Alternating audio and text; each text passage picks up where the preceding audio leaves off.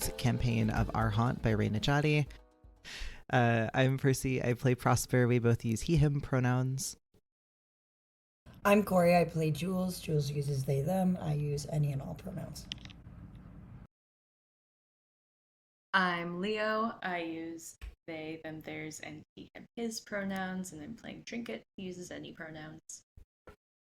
And I'm Tristan. I use they, he pronouns. And I'm playing Romeo, who uses he, him pronouns. So, it is time. It is December 1999. It is December 31st, 1999. It is New Year's Eve. The clocks are about to turn. We open, I assume, on the study, because that is, I think, where our unsolvable problem is, the coven. Yes. First question, who wants to be in charge of this study for this scene? I'm happy to. I know Tristan has done it in the past. Yeah, I'm good either way. We also could, if we wanted to have like a 4-person coven, I guess we could all do study things if we wanted to. I don't feel strongly either way, but I also, Leo, if you're free to veto this, given Mackenzie's relationship with Trinket, I also feel like it would be, there is a world where like Trinket could be in the scene. Yeah, oh yeah, we haven't heard much from Trinket lately. Yeah. Yeah. Yeah. Okay. I'm happy to do study things and be a lesser coven member, but someone else should probably be Mackenzie. If Kory or Tristan has a strong feeling about being Mackenzie. I don't either way, but let me just Google some occult things. Good idea, actually. I also was raised Wiccan, so I could be Mackenzie if someone else wants to be the study. Yeah, fuck yeah, what You the should hell? do that. Jesus. I will Get in there. How about what the shit? Okay, How about we're you gonna do be that? You're be so giving cool. you the craft. You're seriously so cool. I learn so much about you all the time. As you. a friendly reminder, we do have Megs or Megara as one of our cult girlies and Sarah Grace as one of our cult girls as well. If we want those in there as well. Going into the study, are we ready for nighttime? Is it? I feel like it should be. I think because my sort of setting the scene question. Kory, does that mean you'll do study? Yeah, I can do study. And then So you can. Tristan, do you want to be Megs or Megara? Sure. Yeah, I'm down with either. Slay. Okay, I'll be Mackenzie. Tristan will be Megs. Leo will be Trinket. Kory will be study / possibly Sarah Grace if we need Sarah Grace. My question, as Mackenzie in this scene, is the problem of the study is phrased as a cult meets her every blood moon seeking to destroy the veil between the living and the dead. My question is, what relationship do we think that has to Y2K? Because I assume that are they trying to spur like a technological apocalypse? Are they trying to prevent the technological apocalypse? Well, and also I think there's something with Mackenzie had that moment, those couple of moments with Trinket, which may have shifted her like focus from just destroying a veil to something else. Maybe she's trying to create. Maybe this is putting too neat of a bow, but like maybe she's trying to create a way for Trinket to move on. Yeah, like an open door kind of thing. Open a portal. Yeah, maybe they're thinking like, if we get in on the moment when everything breaks during Y2K, that'll be a moment where the like catalyst. And we can use that to then open a door so that if there are any ghosts here who want to pass on, they have the opportunity to, which of course, dramatic irony, we know does not happen. I mean, at least one maybe the contender. ghosts pass on, who knows, but we know that the technological breakdown doesn't. But I think the logic is like, if the technological is the opposite of the spiritual, then in those moments where the world has no technology, then like the spirits can be at their most powerful and most willful. yes. Okay. Love it. Cool. Okay, I feel good. I think we're at like 11:50 p.m. Oh, yay, token. Oh. I love my shiny tokens that I never eat until the end of the session. Sorry, I forgot to say that. But yes, I think we're at like 11:50 p.m. on December 31st. I feel ready for you to bring us in, Kory. Okay, so welcome to our study. We have all of the beautiful movie memorabilia kind of shoved off to one side to make room for our beautiful drawings on the wall that we discovered a while back. There are candles everywhere, as well as every bits and bob piece of technology that could be scrounged from the place. So you've got a disposable camera, you have a dial ring phone, one of the old rotary phone, yeah. That I don't know, words are hard. Rotary phone, there we go. You have an old camcorder, the one that you would put the whole VHS into. And you have the gramophone from the attic. I think Mackenzie has marked the four corners of their ritual circle with these pieces of technology. I like that. That's fun. I think maybe even the carpet has been like pulled back to reveal the circle on the floor. Everything is pulled back. We have our drawing on the wall. We have a big pentagram on the floor. And currently, we're going to bring back the red eye, which is now in the center of this pentagram. Full circle, literally. The ultimate symbol of technology. There are some candles that are a little dangerously close to some paper that is piled all on the ground because we have made room for everything. There is a slight breeze coming in from underneath the door. I think Mackenzie, who's wearing like a full cloak, like a wool cloak, with the hood up, and she has an atame, which is a ritual dagger, in one hand. I think she will look at Megs and Sarah Grace, and she'll be like, "Are we ready to begin?" I think, can we all have cloaks? Do we all have cloaks? Yes, or is everybody that okay? can have it. I think Can one person just have like a rain trench coat and that's their clothes? That's the thing. Sarah Grace has like yes, Sarah Grace. a hoodie. That's absolutely Just a large so Kmart Sarah hoodie. Grace. It's so Sarah Grace to not have a cloak. She just has she has her boyfriend's sweatshirt. Yes, wait, that's amazing. A zip up and just like Incredible. Yes. Dressed for this.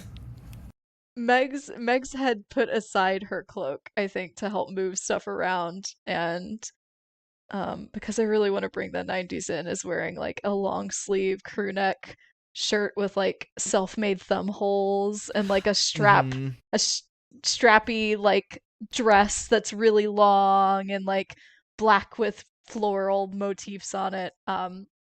And when Mackenzie asks, is just like, no, I need to get my there, and we'll grab her cloak and put it on. I think, was Megs the one who was in the attic with Mackenzie the first time Trinket? Or was it Sarah Grace? I think it was Megs. I think it was Megs. Sarah Grace does not have the privilege. Okay, I think Megs also has a very nervous energy tonight because of her recent experience. This is so fair. Yeah, I think Mackenzie is like, Mackenzie's wearing like a spaghetti strap like tank top, like a little cami, under her cloak. And I think she'll sit in front of the gramophone on the ground and kind of like gesture for the other two to sit inside the circle.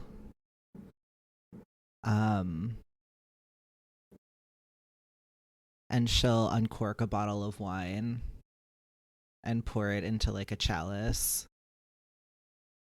This is gross, but I think I'm channeling full of the craft energy. I think she'll take a sewing pin, and she'll prick one of her fingers and squeeze a drop of blood into the wine and then pass it to Megs. This is obviously pre-COVID time. Yeah, with the pin and the the cross-contamination. We love. Yeah, Megs follows suit and passes it to Sarah Grace. Okay. Let me just. And Sarah Grace is going to try to pick finger and completely drop the glass. As this happens, the wine is going to spill in the middle of the circle and start to pool right in the center. Quick, no, prick your finger, because your blood has to be in it too. Okay. Megs is giving a "see, I told you" look to Mackenzie. Mackenzie's like, it's fine. Oh. Poor Sarah Grace. As Sarah is pricking her finger, she goes to drop the blood in the middle of the circle. And as this happens, you can see some of the liquid start to spread out. It's not forming any shapes at the moment, but it looks almost like it's seeping into the floorboards and then seeping out in different places. Mackenzie will nod and take a drink of wine and then pass the bottle around as she gets her tarot cards. Meg will drink, and when passing it to Sarah Grace, will keep a hand on the bottom of it as Sarah Grace drinks. Sarah Grace is going to take half a chug. Bonk! Fair enough, girl. Wolf it. Sorry, guys. No, it's okay. Okay. The first time. Are we ready? No, it's okay. Are we ready to summon the spirits? Yeah. Okay. And I think she'll look up towards the attic where she is used to talking to Trinket or interacting with Trinket. And she'll shuffle through her tarot cards and flip the top card and put it on a not wine covered spot of the floor inside the pentagram, and it's the Chariot. And she'll reach out to hold hands with Sarah Grace and Megs. She'll say, "Spirits of this house, we are opening a door for you. In the time between the changing of millennia, as the world transitions from one era to the next, we invite you to join us, and we invite you to step through the door should you so desire." Is the circle sitting or standing? I think we're sitting. You, without really noticing it, it's just within a millisecond, there is a fourth figure in the circle. You see a woolen cloak like the one you all are wearing and bare feet. Because I'm going to use a ghostly ability with great consequence to take on the form of any being I see, attempting to look exactly like the figures in this circle. What is the great consequence? Wait, can I ask a different, very less important question? Yes, go for Sorry. it. I just want to know if you're holding hands with us. Yes, I think that the hands. So I think maybe that's the consequence is I have hands now. Uh-huh. Trinket is disembodied hands, disembodied feet, and a floor-length woolen cloak. with the hood over an invisible face. Mackenzie, why is your hand so cold? Shh. Mackenzie looks a little bit like she did not expect that to she's seen Trinket in a semi-corporeal form before, but I think this immediate of an answer I think she didn't expect. I think the other thing that they did in preparation is in the middle of the circle next to the red eye is one of those very 90s like brown alarm clocks with the red numbers. And there's just kind of like a cord like kind of running through the pentagram to like, because there's no plug in the middle of the floor. Like they tried to troubleshoot it just wasn't gonna happen, like they had to plug it in elsewhere. But I think with all of the setup and stuff now, it is fully like 11:58, and Mackenzie is kind of like trying to figure out how to vamp. I was just gonna say, I think Megs notices the fourth member of the party and screams and then apologizes and then screams again and then apologizes again. I thank you, honored guest, for joining our ritual circle. You did not give me a choice. I did not have a choice in coming here. I was not here, and then I was here. And I'm not sure whose hands I'm holding, but my grip tightens. I think it would be Sarah Grace and Meg's hands. So I'm standing across the circle from Mackenzie. Yeah, and I think Mackenzie falters a little bit, and she's like, "Do you not want to be here?" I do not want. As this is happening, the person on the card that's on the chariot is losing color, and the rest of the card is becoming red. Is it soaking up wine, or is it like It's becoming red. You're gonna see Sarah Grace starts to get a little pale. Mackenzie, I think, also grabs Sarah Grace and Meg's hands tighter, and she says,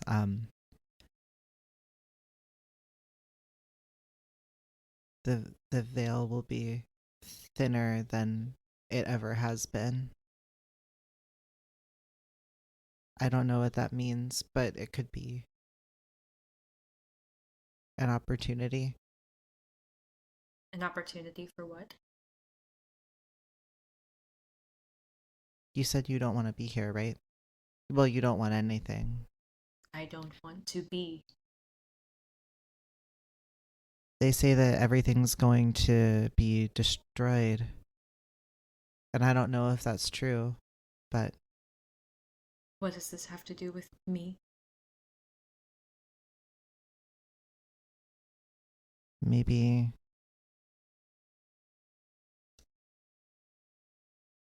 I don't know. Maybe you could be destroyed, or you could find somewhere else to go, or something different.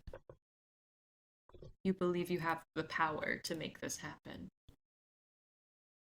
She looks nervously at Sarah Grace and Megara. Sarah Grace looks like she's about to throw up.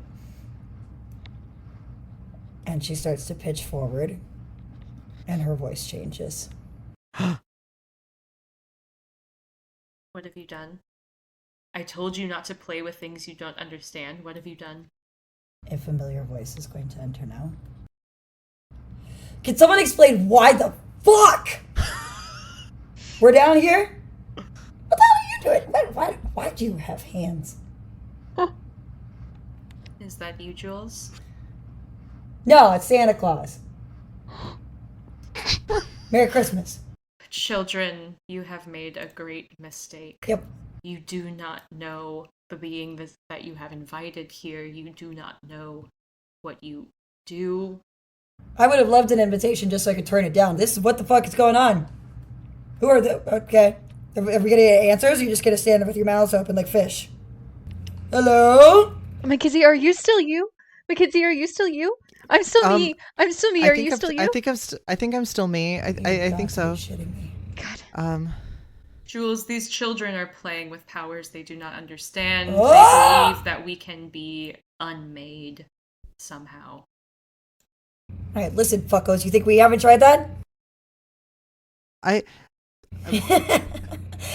It's just I that just want to play with life and death. Oh, that's great. Mackenzie's gonna fumble for another tarot card, and she's gonna pull one, and I think it's the death card. Really? We're playing card games. That's what we're doing right now. No, it's like It's a way one to of their magics. Man, I had the wrong major.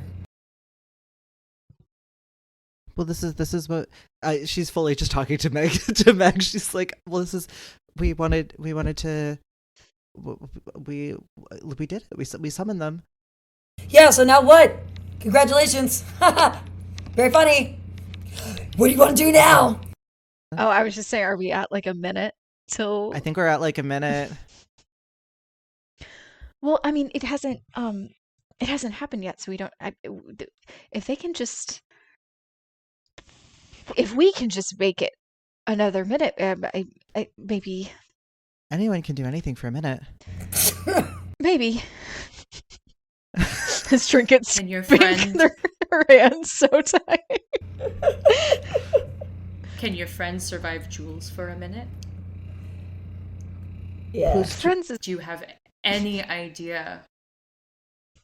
I'll tell you one thing. My name's not anything. Oh boy. Look at Meg. You don't know who Jules is, do you? I don't think anybody does. Just Jules.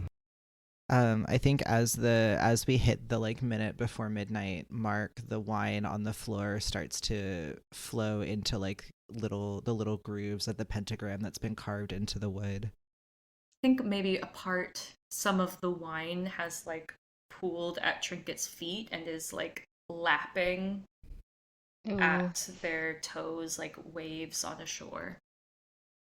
Sarah Grace's hand is going to start bleeding. That little drip was a cut, and it's going to start bleeding quite profusely. Oh, I got it, and Meg will take off her cloak and like then I think you're going to need more than a Band-Aid. not want to pass over Trinket to like try and get it to Sarah Grace and like. Don't worry, we'll just wait. And just awkwardly tosses it at her hand. like yeah, I think Jules just gets like a cloak, like over them. You know I can see through this shit, right? But all right, cool. Trinket is going to step forward into this wine, which is like foaming with the undulation of sea foam. And as they step forward, there's like a new depth to the wine, where as though they are walking into the ocean from the beach, their feet sink deeper and deeper, but they aren't letting go of anybody's hands. We're going on an adventure. This is the way, Jules, this is the way, this is it. This is how we leave. Say what? This is how we leave, Jules. Trinket keeps walking forward. The bottom half of their cloak is now submerged in the wine. They still haven't let go of either Sarah Grace's hands or Meg's hands as they stride forward. All right, kiddo, it's your time to shine. How good is this magic? Got more cards? Because, listen, it's no hard feelings, but, like, you heard what Ghosty said. I'm ready to piece the fuck out. So, with or without, what's her nuts? Jules, all we have to do is walk forward. All we have to do is go. You got about 10 seconds. Mackenzie, I don't have any attachment. Mackenzie, I really literally. don't. I know I've made a lot of jokes, but I really don't want to drown in wine. I really don't want to drown in wine. No, I don't think I don't think we can. I think they This we're ghost okay. grip We're okay. is so strong. For just a pair of feet and hands, it's so strong. I think Mackenzie doesn't. I think as this is happening, Mackenzie can't even I think Mackenzie literally can't let go. But another card flips through, like from the breeze under the door. Another card flips, and I think it's the tower. I have a pitch. Yeah, go. Can the card flip and then the power goes out right as the clock switches to midnight? Yeah, And it's really just, we should not have plugged that alarm clock into the plug we put it in. Oh, yeah. I think that's exactly what happens. The tower flips, we both see it, and in that same instant it turns midnight and all of the lights go out. Trinket submerged. It turns midnight and the lights go out. It is as though Trinket has stepped into a depth that their feet can no longer touch the bottom. And still gripping both hands, they fully sink beneath the wine.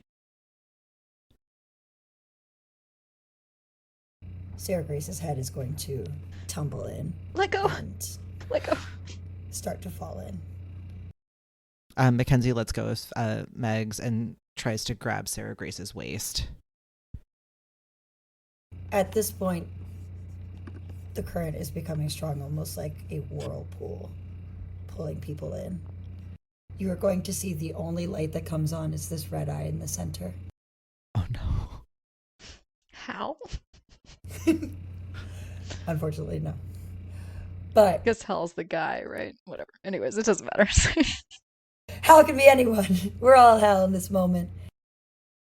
That light is going to be the only thing that brightens up, and it'll suddenly flash like a big electric flash. And both Megs, Sarah Grace, and Mackenzie, you all feel a strong electric shock, and that jolts you back up above the wine.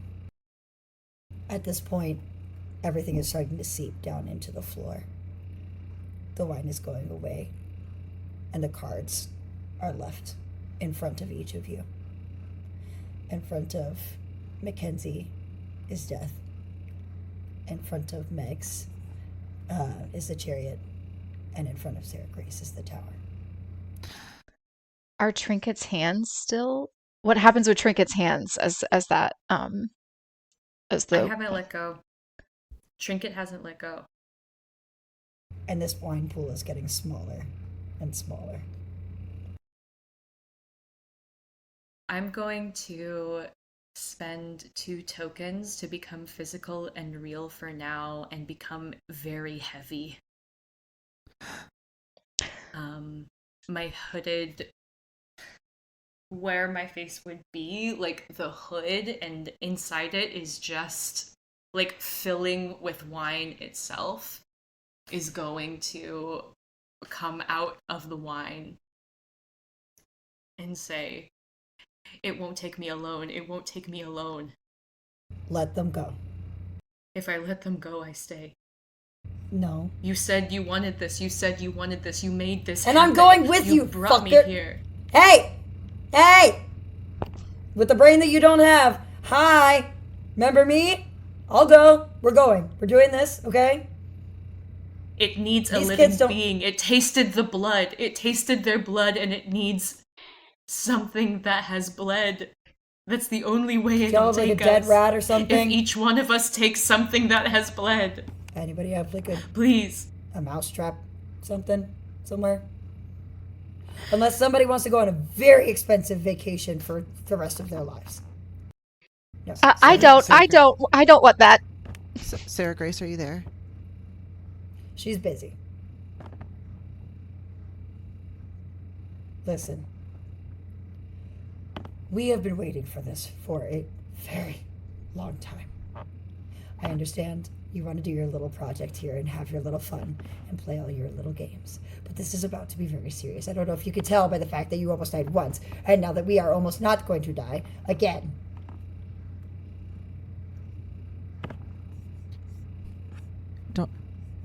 Please don't take Sarah Grace with you. Please don't take me with you. Or me.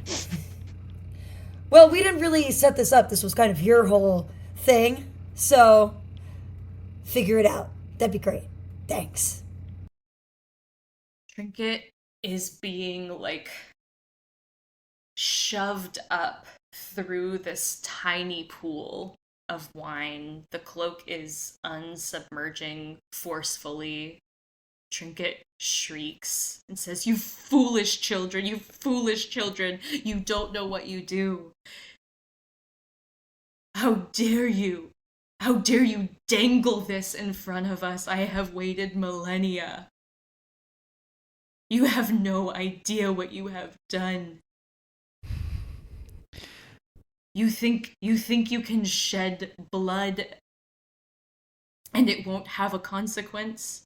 You think you can shed blood and something won't hunger for it more? Are you happy? Is this what you wanted?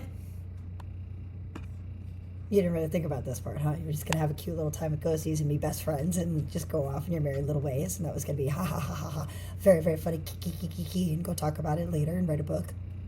We were just, Mackenzie just really wants to help. We were just trying to help. Okay, so then do it. Fine, I'll go. No, Mackenzie. Mackenzie grabs the bottle of wine and finishes it. And she looks at Jules and she says, "Get out of Sarah Grace."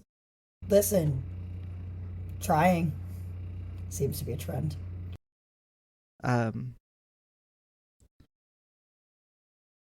She Do you have any more of these little cards that you can use? Come,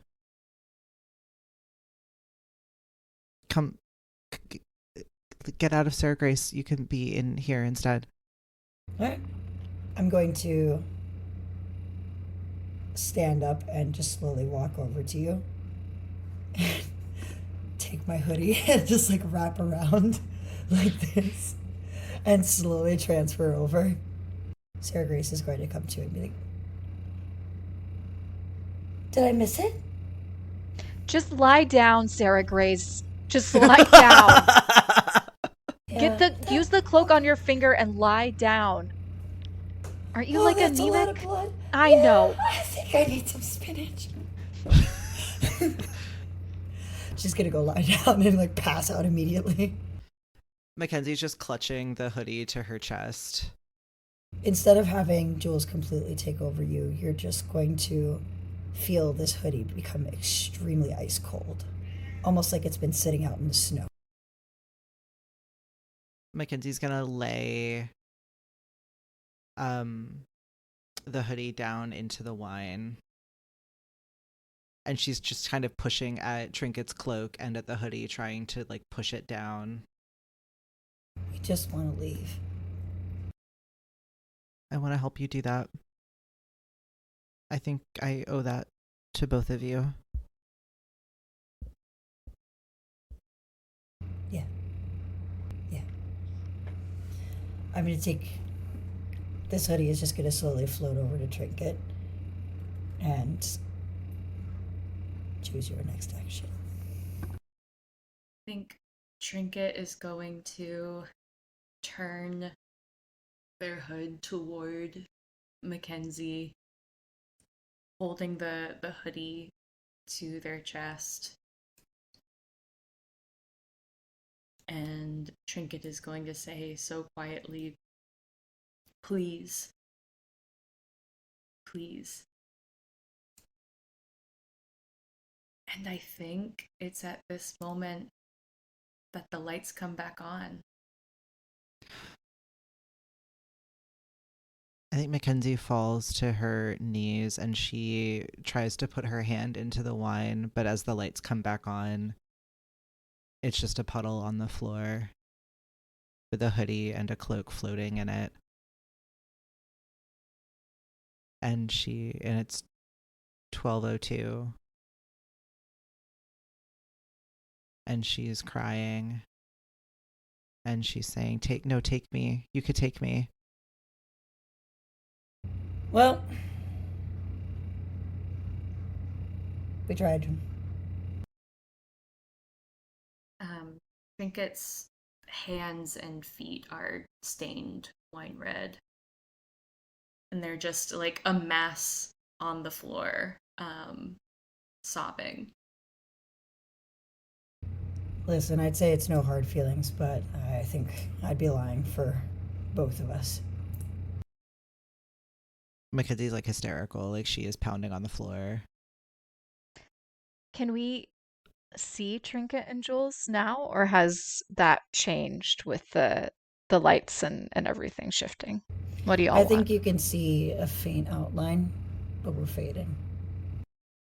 I think Megs is like, does not know what to do, is not used to being a leader in this moment, and will just like try to put an arm or like sit on the floor next to Mackenzie and try to put an arm around her.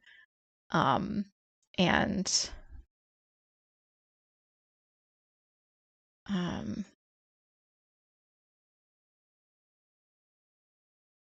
yeah, I don't think she says anything. I think she's feeling like probably very um sorry for Mackenzie because of how important this clearly was for her, but is also maybe feeling a little bit of like the cynicism of Jules, of like, well, what's the point if this is how things go? Like, what's the point of trying?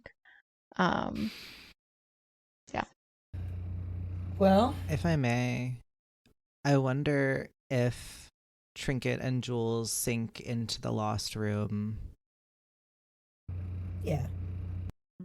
Oof. where Prosper and Romeo, I suspect, have heard the commotion and felt the disturbance.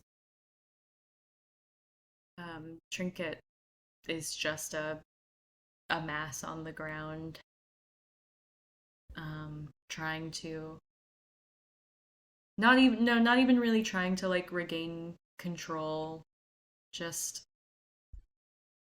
feeling the massive disappointment of everything that's just happened.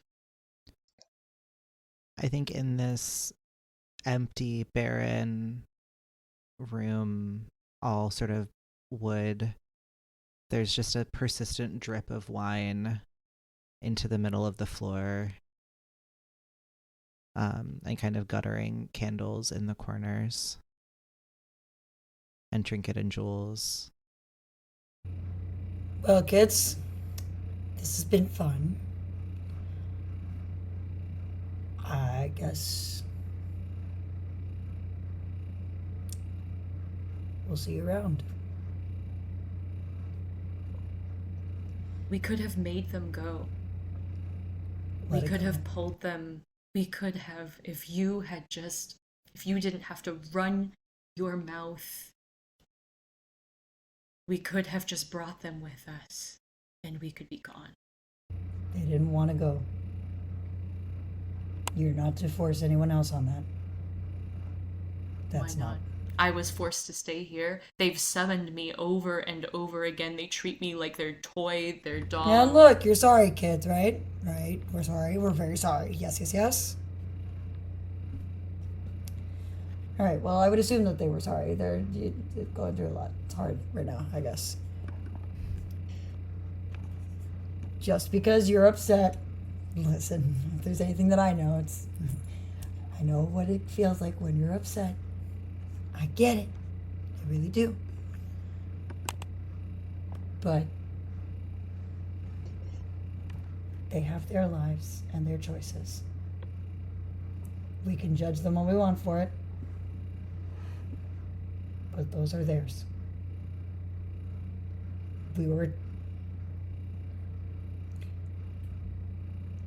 I'm sorry that this didn't work. No one is more sorry than I am in this moment. And life doesn't work out the way it should. You didn't deserve this in the first place. You didn't deserve this part. And I don't know what's going to happen next, and I'm sure it's probably going to suck. But sometimes you just have to do your best.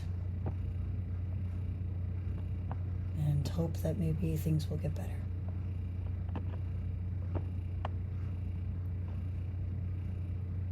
And until then, you're stuck with me.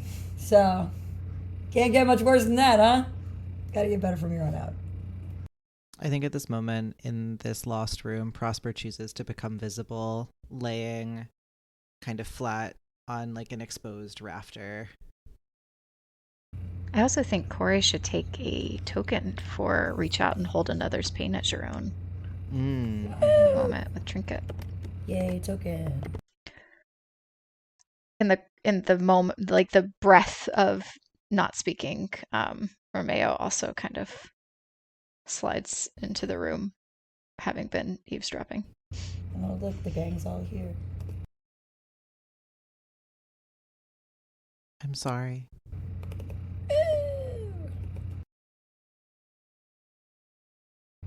So how was your New Year's? Do anything exciting? Any fun plans? See any cool sights? We did. Saw quite a bit. Quite a bit.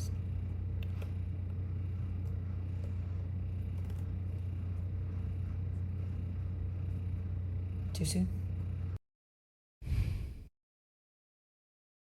Jules, you think to comfort me by saying that life is not fair. Death should be the only thing that is fair. Since when has it been? It is the one thing. You've seen enough of it happen here. You talk too much. And you can't make me stop talking. I think Prosper jumps down and, not knowing what to say, will just sort of wrap his body around part of the massive fabric and start to purr. I saw the other side. Cool. Didn't you see it too? Yeah, but it wasn't for me. It's the most beautiful thing I've ever seen. Now, meow. You say it wasn't for you. Can you explain that a little bit more? It was a beyond for cats. And I'm not one. I remembered something. When you went, you didn't need to bring anybody. I mean, you brought somebody, but you didn't need to bring anybody. There was no cost. It was the ritual the children did. They opened the portal with their blood, and so it required blood for someone to remain on the other side. That sounds a little sketchy. That sounds... Then why would they not let me say? Maybe what you were seeing isn't what you thought. That makes no sense. Everything in me was willing me to stay. I was trying to let go of their hands, and it wouldn't. Okay, that's... I don't know about that. You do not know. You do not know what I felt. No, I don't. Something else was clasping my hands around theirs. Yeah. Something else would not let me let them go. You just tried to kill kids. The cost. What did it look like?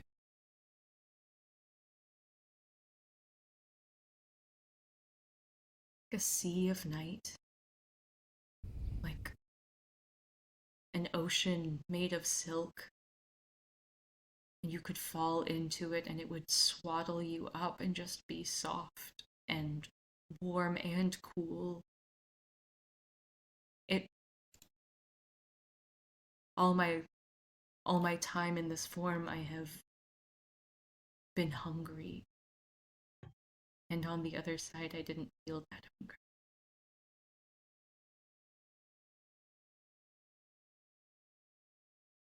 I'm sorry, Trinket. I think maybe on the walls of the lost room, there are all these paintings of our fragmented memories. I think maybe as Trinket describes it, waves kind of move through each of them. And maybe we can't really tell or remember, but it feels as the wave leaves one frame and moves to the next, like it takes a little bit of the painting with it. So maybe there's an object that isn't in the painting anymore, or maybe there's an expressionless face instead of one that was full of some kind of emotion as it moves through.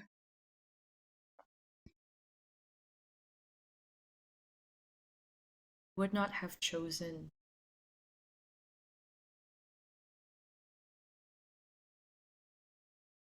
if they had not paid the price to open the path with their blood.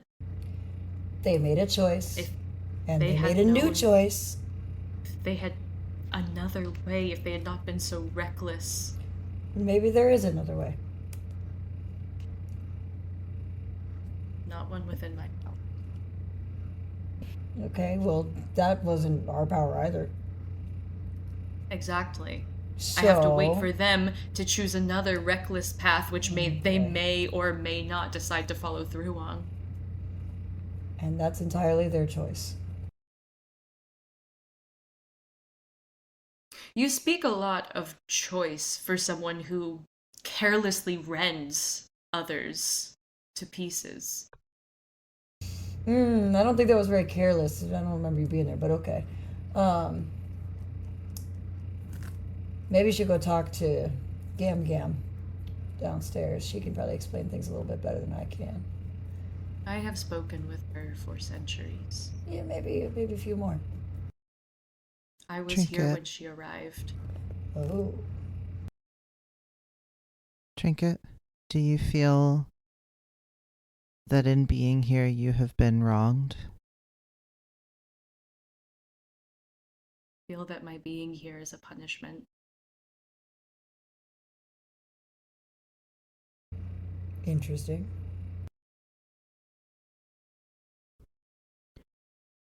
I want to write this. I want to help you find another way.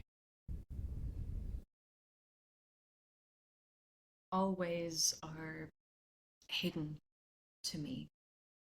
It is, I believe, part of my punishment that I cannot uncover it myself, nor can I take part in uncovering it. It must be given freely. I found one before. Yeah, we've actually found a couple. Not mistaken. I think Prosper is going to wordlessly leave the room for a little bit. Go grab the goo. Alright, so now it's just the three of us. Fun. I think a point Prosper has made is that while most of us do not want to be here together, in being here together, we are not alone. And maybe if we take some time to think more about the ways we can help each other, maybe we can all get to a better place, whatever that looks like to us.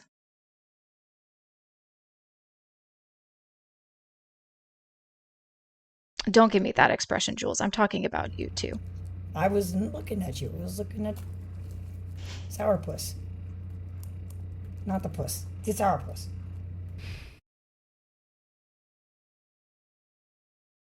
Do you want me to look at you? I hope one day you know how it feels to be handed peace and to have it snatched away from you. Why do you think? Why do you think we don't know how that feels? Why do you think we're here? You do not know how this You do not know what I just went through. Listen, I every do not child is doubt you have special. your own struggles. I do not doubt you have your own sufferings, but you do not know this. How long have you been here? I Good don't question. know. Dinosaurs. I was here when you all arrived. I have Yes. been here. We remember vividly. Don't remember exactly how arriving, but yeah.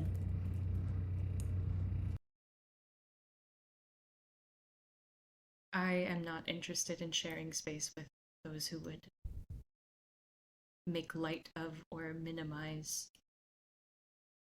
what I have. We're not experienced today. we're not minimizing it. We're saying you're not the only one. Community. You've been doing Jules. nothing but making light. Oh. Intentional or not, the way you talk to others can often be hurtful and feel dismissive. Valid. I'll be quiet.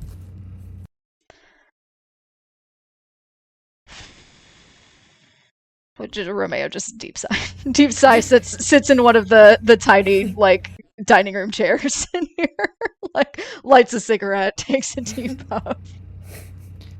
You hear a loud kind of dragging sound coming from the hallway. And Prosper re-enter. Like, you just see his butt kind of poke out through the wall as he phases through it. And he's dragging all these heavy velvet curtains from the parlor and the front room. And, like, a couch slipcover. Just all this fabric he's dragging behind him. With like an unreal amount of it is unclear how this tiny little cat is dragging all of this fabric, but I think he just pulls it into the room and he starts, without saying anything, just kind of kneading and arranging it and covering the floor as completely as he can. And he looks at Trinket and he says, "It's not silk, but I hope it's something." I'm going to take a token for reaching out and showing how much I care. I know you don't want to be here, but I just want to say that sometimes it hurts when the people that you think of as your family don't want to be around you. Not that I don't want to be around you. It's that sharing a plane with you comes at a great cost to me. I wish it did not, but Prosper is going to keep kneading at the fabric. He's now kind of under the dining table. I'm going to spend 2 tokens to find a secret passage and describe where it leads. And I think you hear a thump as Prosper falls into like a sort of crawl space. And some of the curtains fall in with him. And it's just this tiny little hidden space. Perhaps for storage or something else that now is just kind of filled with all of this swirling kind of, I think maybe purple and scarlet fabric. And he just kind of pokes his head back out. Do you need help? He disappears and reappears behind Jules. Alright. Do you want help? Not do you need help. You're a very capable cat. Do you want help? He's gonna purr and rub his face against Jules's kind of shoulder. I just think we're all here together and we owe each other something.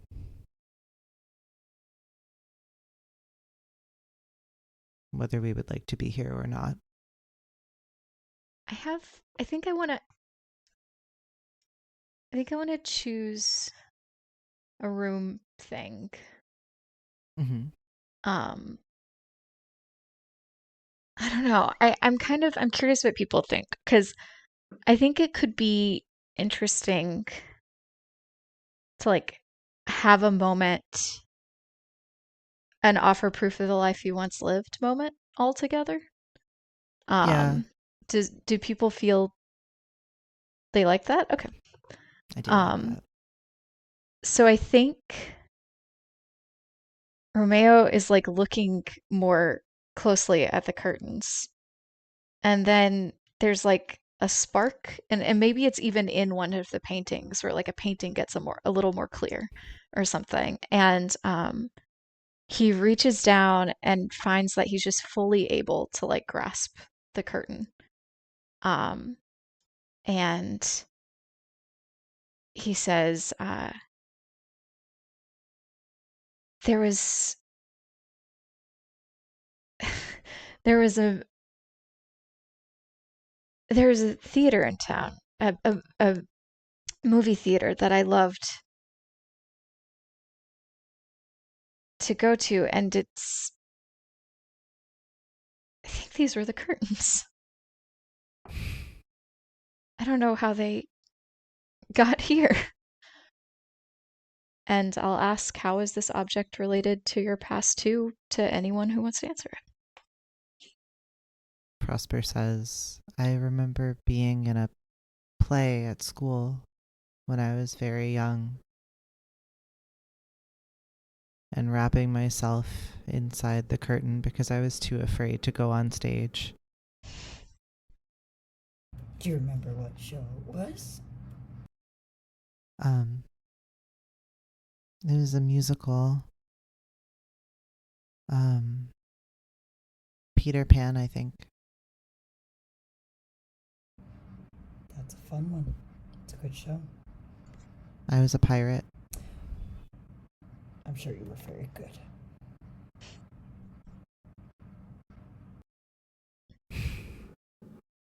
My mother was a servant to a wealthy family. When I was old enough, I would follow my mistress to lift her train, make sure it didn't get dirty. She had an audience with a great man once. I didn't really understand what they were saying. Behind the great man was these gorgeous,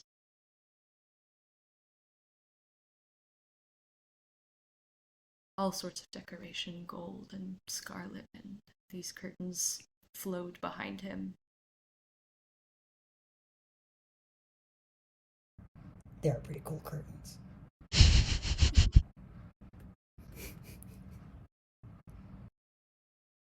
This doesn't have to be a prison if we don't want it to be.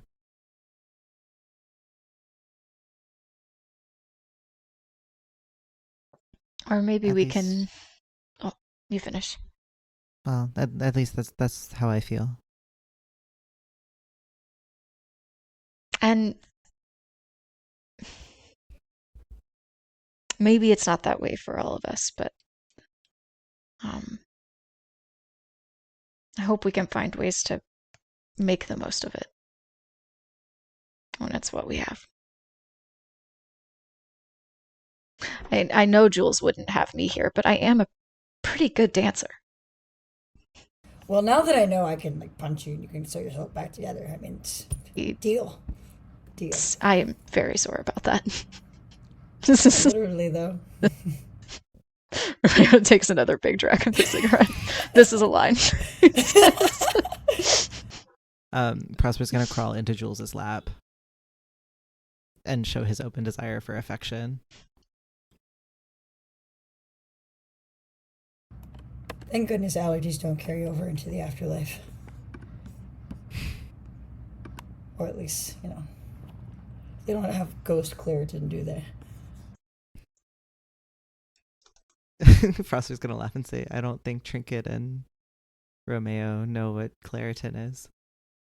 Lucky A bastards. clarity? Of course I know what clarity is. Oh my god! I'm just gonna pick up Prosper and say I've always wanted to do this and just stick my face in your stomach. I'm just like, whoa! You can scratch if you want. I would totally understand, but I need to do that one more time. Thank you so much. What has Trinket been doing while we chat with each other about this? Trinkets sort of like retreated to a wall to like prop themselves up against, but they're still very much on the floor.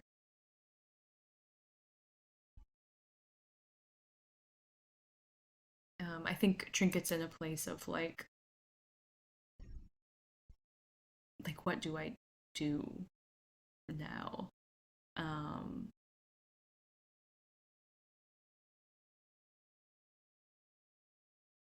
think I'll admit to a secret weakness or shame and say, remembering the hall of that great man, I dreamed one day of living in a home this large, this many rooms, this many people.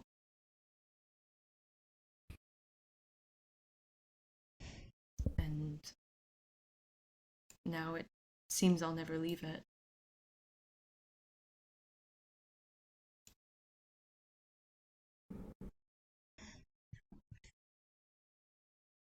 We'll find a way out. If you want it. I want to help you. Do you want help? I know you don't want anything, but help would be good. It is not that I can grow to want help or decide to want help. I simply don't have access. Not being blunt. That sense. Not being blunt. But let's be objective then. What has been done hasn't worked, right? Right, cool. We don't know what could happen. So it would make sense to be open to trying different things. and our Because help is there's the intention of wanting to leave. That is clear. So freely given. I'm gonna put my face in your belly again before I make a smart comment. It's like purring and laughing. I think Romeo doesn't like speak, but will get up from the chair and I don't know if it becomes a moment of intimacy, but it's like this kind of moment that he's trying to be thoughtful of how different he and Trinket are and not do like what he would want in this moment. So I think what he'll do is he'll sit next to her without like touching, and being very aware not to like touch their hands or feet or anything. And we'll just take, some big drags of the cigarette and watch Jules and Prosper as Jules breathes in cat fur, and we'll almost like without thinking, like it's a very natural thing that he did a lot when he was alive to people who weren't cats or children. Will like pass the cigarette to Trinket to see if they want it. And if he doesn't respond, we'll, take it back and whatever. But if you're not into smoking, I highly recommend this. She'll take the cigarette. Great. Yeah, you're missing out. As he lifts it to his face, you see the shadow of some lips form in the dark of the hood. And they take a long drag, hand it back to you. I like the pipe better. I had a friend who liked pipes. I'm surprised you don't. I look much more elegant with a cigarette. And he smiles. Oh, you lush. Prosper, I think, turns Jules holding him into like their like play wrestling. Oh, you want to go? Let's go. I think like they're just like tumbling across the floor of the lost room as Trinket. Like, fuck with me, come on now. As Trinket and Romeo share a cigarette. And I don't think like the Lost Room changes its vibe in any big ways, but I do think all of the candles and the lights that are kind of, because there's candles in here, right? Am I remembering that? Yeah, there's Yes. candles. I think all the candles kind of, where before there was like a very cold glow to the room, they get a little bigger and a little brighter and a little warmer. As y'all wrestle. Play wrestle. And I think that might be a good place for us to leave the lost room and our scenes. But would anyone like to spend tokens towards regaining a memory or creating a new one? How many I got? I got 4. Yeah, I'll spend all my tokens to getting something. Does anyone feel... I mean, we're so close to creating a new memory. I feel like maybe I should put them there. I'll put mine toward creating a new memory. We just need one more. We get one. Yeah. Okay. Leo, do you want to choose the memory? Ooh. Some of these are wild. We put on a fashion show. We also Well, we can kinda create did put on a a new fashion one. show today. We can also create our... Technically. If none of them feel right, we also can't create a new one. I feel like it's a good thing to remember. I have not read them all. These are just, some of these are so funny, and I'm like, well, kind of. Oh my god. Right, like so many of these are so whimsical, I'm like, oh, the tone shift. Like, man, like, we're not ready to... that's a different game. I'm lingering on a spirit possum with a dozen legs challenged us to a race. Which is not the correct. Like, what the fuck? We pretending to eat and clean up afterwards. Get out of here. I feel like the one that you have highlighted actually kind of makes sense. I think that's the one I'm feeling drawn to. We spend days making this place more of a home for all of us. How is it more beautiful? Yeah, how do we feel about that one? I like that one. I love it. Well, how is it more beautiful?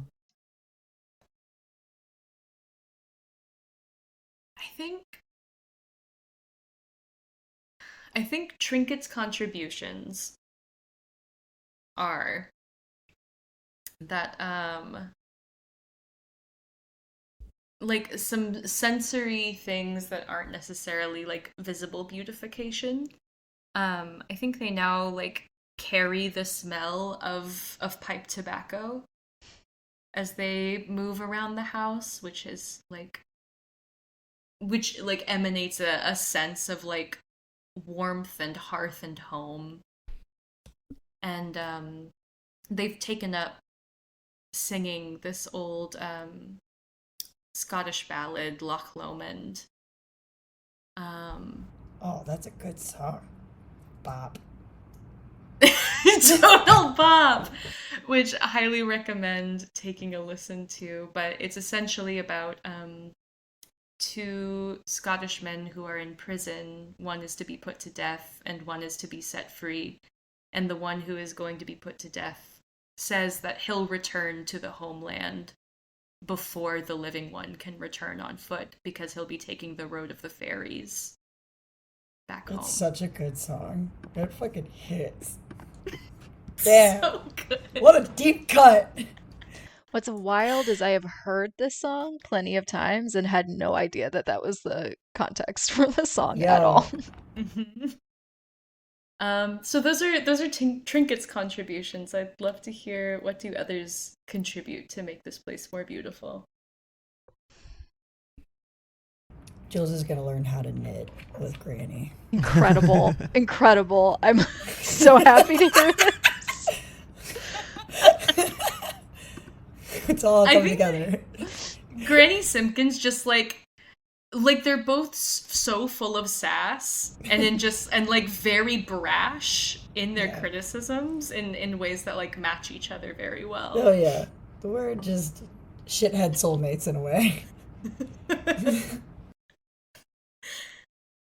Prosper has done, I think, two things. I think he has taken to sleeping in the sun on a cushion on top of the TV in the attic when the sun is sort of angled the right way. And he's left some more sort of cushions all over the place where he'll nap throughout the day. And I think Prosper, the next morning, the first day of the year, will bring a bunch of flowers in from the garden and kind of leave them in like a mixing bowl, not arranged at all, just like a mixing bowl of flowers in the parlor. I love it.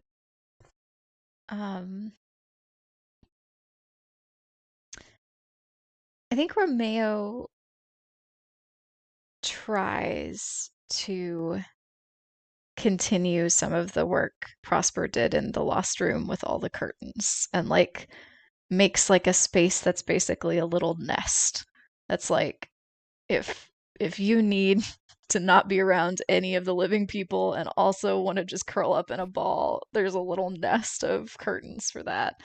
Or maybe even pushes them into that hidden passage that Prosper found, so that room becomes that space, and then like starts collecting the candles and putting them in the middle of the dining room table, so they've actually become like lights along the table, and maybe has even found in that storage space like some old place settings and that don't match and are definitely from different eras, different owners, but has put out like for place settings at the table in, I don't know, he knows they can't eat, but in a way that makes it feel slightly more like I don't know, maybe he thinks of home as like a small kitchen table that always had, you know, plates on it or something. And with that, I think we leave our haunt. Thank you all very, very much for joining us for this game, and tune in next week for our debrief episode where we will talk about how sad we all are. How did we get here? Oh my god. Y'all, everyone needs to like tip the therapist.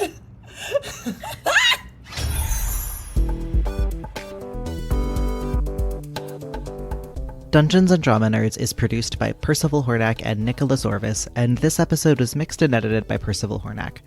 Our core ensemble are Todd Backus, Jovane Caamano, Anthony Sertel Dean, Christopher Diercksen, Ben Ferber, Kory Flores, Mieko Gavia, Tess Huth, Romana Isabella, John Johnson, CJ Linton, C. Meaks Meaker, Leo Mock, Dex Phan, and Tristan B. Willis.